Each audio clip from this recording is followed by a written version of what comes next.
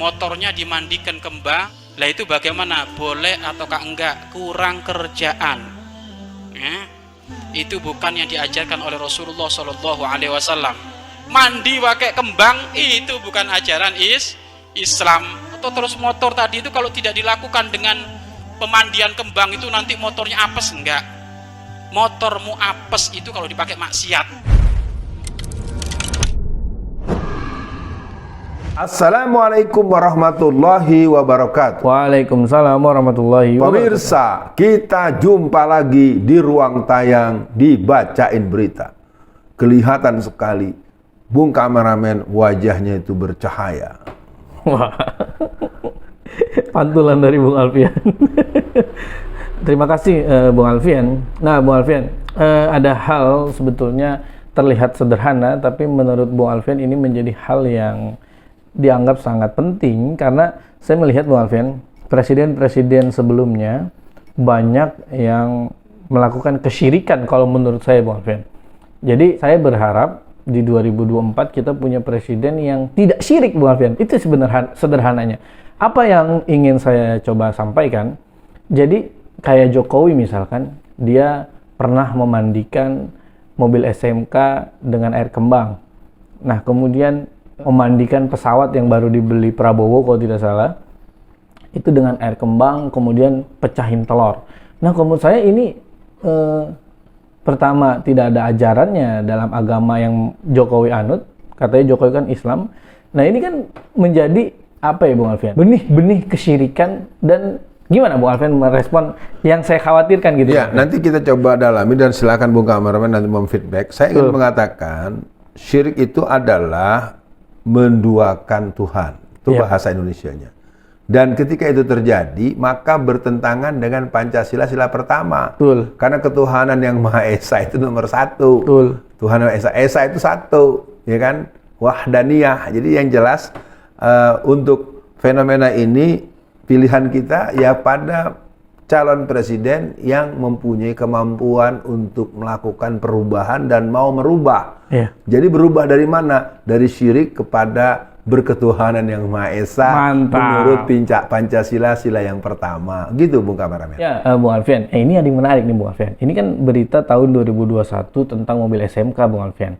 Jadi ini ada Roy Suryo lah di dalam berita ini. Jadi gini Bung Alfian, dia juga mengungkap bahwa saat mobil SMK dibawa dari Solo ke Jakarta melalui jalur darat, wali kota yang kala itu menjabat, Rudi, Jokowi tidak ada di dalam mobil. Dia sudah menunggu di ibu kota menggunakan kendaraan lain. Nah ini kasusnya, lanjutin deh. Ada juga yang konfirmasi apakah wali kota Solo saat itu, Pak Jokowi tidak ikut perjalanan darat Solo-Jakarta dalam mobil SMK bersama saya dan Pak Rudi.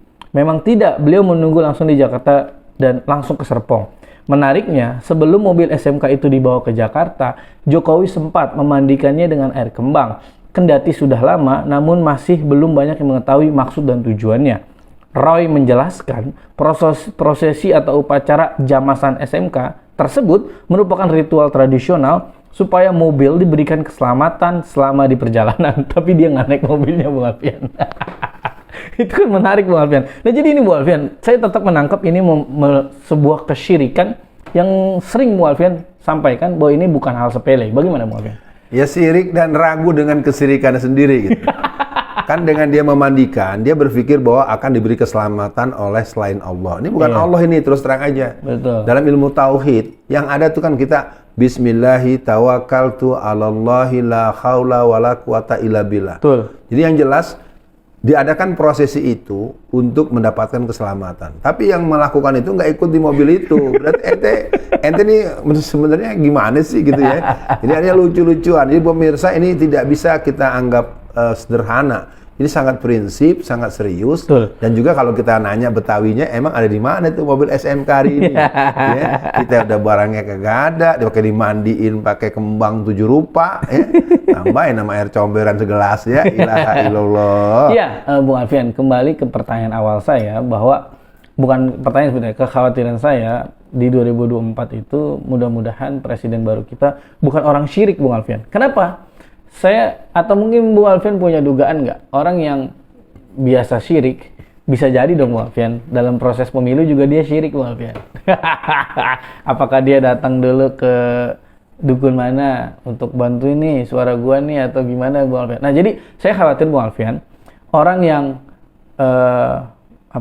biasa syirik, dia akan selalu melakukan hal syirik lainnya yang menyertai kehidupannya. Nah ini yang saya khawatirkan Bung Alfian, Indonesia menjadi tidak berkah. Bagaimana Bung Alfian? Yang pertama, pemirsa, kita bedakan dulu syirik yang dimaksud dalam syin dengan syirik bahasa Betawi. Kalau Betawi itu syirik itu artinya dengki, iri, dengki, hasad, hasut. Syirik tanda tak mampu.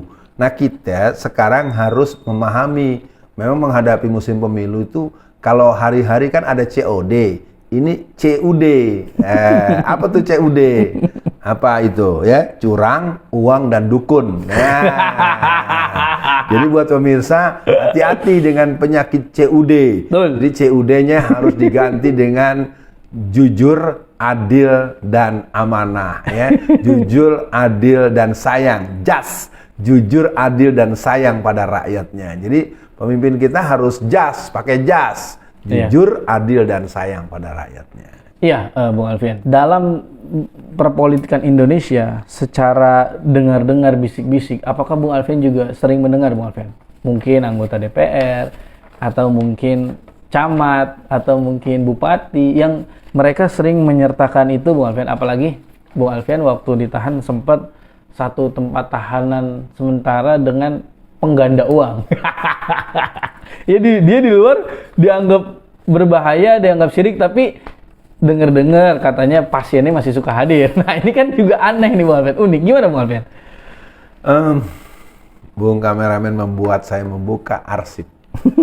Pengalaman saya aktif sejak tahun 82, ikut-ikutan 84 saya ikut betulan dalam beberapa pergerakan Islam secara umum. Saya aktif dalam gerakan ormas dan juga gerakan partai politik. Tahun 82 saya sudah mulai ikut-ikutan di P3. 82 itu ada pemilu, saya masang-masangin ya alat peraga pemilu. 87 terus sampai 97 saya masih ikut-ikutan. Tahun 99 saya mulai nyalek. Saya nyalek DPRD Provinsi Banten karena belum masih Provinsi Jawa Barat karena Provinsi Banten kan tahun 2000. Nah, apa yang ingin saya katakan dari pengalaman saya mencalonkan diri, ikut mendaftarkan diri jadi calon legislatif, itu boleh saya sebut caleg-caleg itu memang menggunakan jasa dukun, jasa paranormal. Ada yang pseudo, ada yang bayang-bayang, ada yang setengah yakin setengah, ada yang menggantungkan betul, ada yang sampai berani membayar mahar yang tinggi, kata dengan jumlah nominal yang disepakati antara si oknum caleg ini dengan si dukun yang bersangkutan. Jadi terus terang pemirsa, saya ingin katakan sebagai orang yang melihat langsung, mendengar langsung, melihat bahwa kecenderungan untuk mengandalkan kepada selain Allah yaitu uang dan dukun. Jadi uang dan dukun ditopang dengan curang, uang, dukun. Jadi CUD tadi kombinasi harus banget. Jadi jenis varian penyakit yang harus dimusnahkan.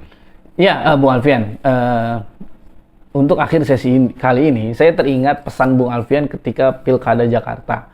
Jadi, salah satu hal yang Bung Alfian ingatkan adalah ketika berangkat ke TPS, jangan lupa berdoa. Nah, itu tuh Bung Alfian. Karena khawatir di ruang atau tempat pencoblosan atau pencontrengan, nah itu kita dilakukan hal-hal yang tidak bisa kita ketahui Bung Alfian. Nah yang unik lagi Bung Alfian, kesyirikan di negara kita kan banyak sekali Bung Alfian. Contoh misalkan pawang hujan. Saya tidak pernah mendengar dari Wapres, Watimpres yang banyak dari ulama, mereka minimal lah, janganlah pakai pawang hujan. Itu saya tidak pernah mendengar itu Bung Alfian. Jadi ada kesyirikan yang berjalan, juga tidak ada pengingatan atau nahi mungkar dari orang-orang yang dianggap ulama oleh masyarakat. Nah untuk akhir sesi kali ini Bung Alfian, apa pesan Bung Alfian untuk presiden yang akan datang? Mudah-mudahan Bung Alfian bukan yang syirik, tidak melakukan syirik, apalagi orang yang apalagi capres yang disuruh sholat marah-marah, itu saya rasa dekat dengan kesyirikan. Silakan ini. Dulu waktu acara Mandalika yang terakhir terdengar bahwa dia menyisakan kasus 4,6 triliun. Iya. Ya kita semua bisa baca di media. Itu ada yang namanya Rara. Ya, Rara memegang ini remote hujan. Wah, untuk menghentikan hujan di Mandalika, tapi ternyata hujannya terus-terusan. Ya, Rara kebingungan, remote-nya lagi habis baterai kayaknya itu. Nah, dari saya untuk menegaskan tadi sebagai kata penutup, menghadapi musim pemilu, rangka pertama, ayo seluruh masyarakat Indonesia pahami jadwal yang berhubungan dengan pemilu. Kalau pusing yang macam-macam, ingat tanggal 14, bulan Februari tahunnya 2024. Secara penyimpangan budaya sebagai budaya kafirnya itu dikenal dengan hari Valentine. Kita nggak ikutan, tapi untuk gampang ingetnya, tanggal 14 Februari, pastikan nama Anda terdaftar di DPT, daftar pemilih tetap. Nanyanya kapan? Mulai hari ini, tanyain nama RT dan RW, tok mentok ke kelurahan, itu pertama. Yang kedua, pastikan sekitar H-7 atau H-14, Anda sudah pegang yang namanya kartu pengundangan. Jadi saya ingatkan, terdaftar di DPT, minta kartu pemanggilan untuk ke TPS, malamnya sholat malam. Ya, mau sholat malam, kalau yang lagi berhalangan minimal niatin bener untuk datang ke TPS. Sebelum berangkat ke TPS, berwudu dan keluar rumah baca doa keluar rumah. Bismillahi tawakkaltu 'alallah la haula wala quwata illa billah. Dengan sangat bagus sekali guru kita Ustadz Bakhtiar Nasir menerangkan 3 keutamaan bacaan itu. Silahkan dilihat penjelasan beliau. Nah, yang terakhir, pastikan Anda masuk, pastikan Anda memegang kertas suara yang tidak cacat, sehingga Anda mencoblos memilih presiden pilihan seluruh warga pribumi dan muslim. Kita sudah tahu, memilih caleg, memilih yang punya yang bisa dipilih di pemilu tanggal 14 itu. Semoga dan harus presiden yang terpilih nanti tidak mengambil sebiji sawi pun pandangan-pandangan, pikiran-pikiran, perasaan yang syirik alias musyrik yang bertentangan dengan Pancasila sila pertama dan pastinya bertentangan dengan Qul huwallahu ahad. Assalamualaikum warahmatullahi wabarakatuh. Waalaikumsalam warahmatullahi wabarakatuh.